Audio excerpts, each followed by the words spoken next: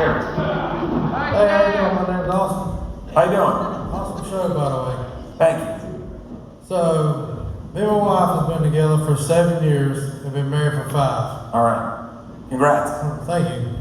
We are having a wedding vow renewal next year, September 26th, and we were wondering if y'all would show. Well, if we're not touring, then we'll try to make it. All right. September 26th, we're playing the LA Forum. Oh yeah. We kind of busy We that. have a schedule. Or otherwise, we'd totally be there. Yeah. That was my question. Congrats, though. Congrats.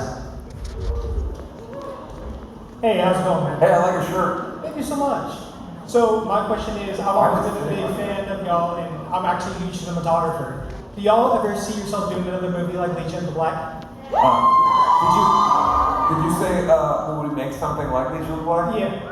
Yeah, I think the distinction is that, you know, the way things have kind of gone with music videos, it's more, at least for me, more interesting from a lore perspective to be able to put all of that stuff into smaller size things like with Leaders, where it's a big production, there's a lot of theatricality going on, and you can kind of make it more vignette stories. So moving forward, at least for this record that we're working on right now, it's more going to be those kind of things as opposed to one long story, because we did that with the last record, Phantom Tomorrow. So, but never say never. I would love to do something like that again. The truth of the matter is, really, what Legion of the Black is it's us telling the label, who didn't really pay attention to us, hey, instead of a bunch of music videos, what if we make one movie? And they were like, yeah, whatever the fuck, go ahead.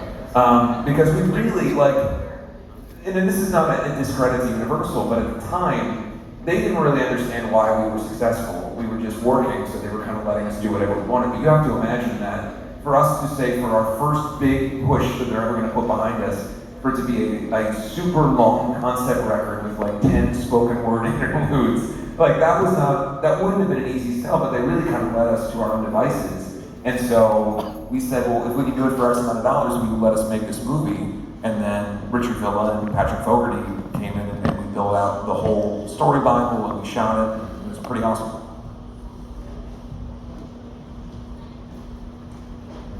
Hi, my name is Nico. Hi, Nico. First off, I just want to know if you can shout out my 2 little sisters that are here tonight. Lizzie and Lily right there by the stairs. I just want to give them a shout out before my enlistment into the Army. My 2 little sisters. Hi, guys. You're older. And my question is, what brings y'all the most comfort when you guys are touring? Well, like emotional or physical? Emotional. The older I get, the less there's physical comfort.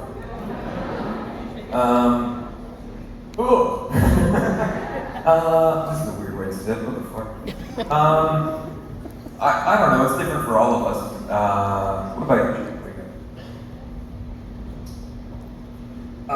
For me, probably I have a gaming laptop, and I'll be in the dressing room and just play some Call of Duty if the Wi-Fi is somewhat decent. So it's kind of my escape, I guess. Yeah. Yeah, I mean, I think the other thing is that we're all married and we spend a lot of time talking to our spouses, and that's an important thing, especially for us to be able to stay, you know, not only connected, but to be a part of our lives at home, you know, because being on the road so much can be really difficult. So, and obviously with Jinx as a child, like the modern technology, being able to FaceTime, phone, all that stuff, it's very different than it used to be, because it used to be for us that, you know, if we were in relationships, you could never talk to the person. You go months on end. If you're in Europe, our phones didn't work, so we would just be completely detached.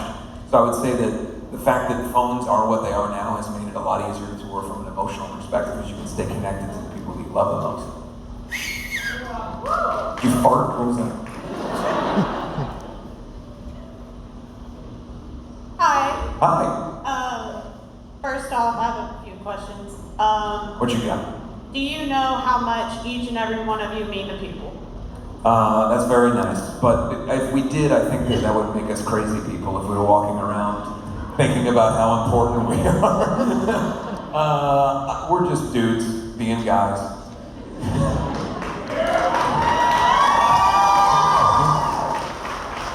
Second, do you remember the pink dinosaur from Irving, Texas? What? There was a pink dinosaur. in The the dinosaur, crowd. Irving, Texas. Oh, yeah, of Is course. that you? No, I wish, but. if anybody was at the Falling in Reverse show in Irving, Texas, there was a pink dinosaur man, and I loved him dearly. I know.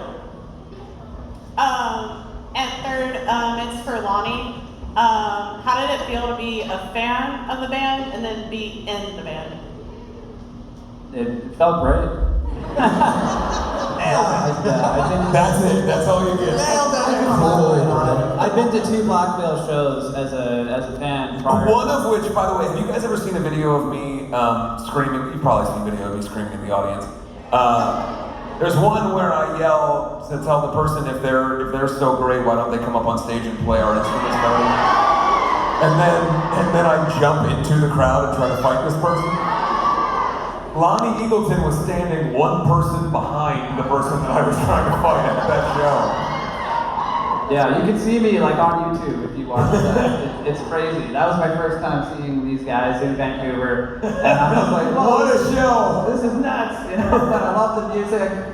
And anyways, yeah, I got to do my first show with them in 2019, so it's been pretty much 5 years now, and it's just been 5 years of great times. Got to travel the world, play so many amazing shows with these guys. Can you believe it's been half a decade that you've been in this band? I know, crazy. It's awesome. I love it.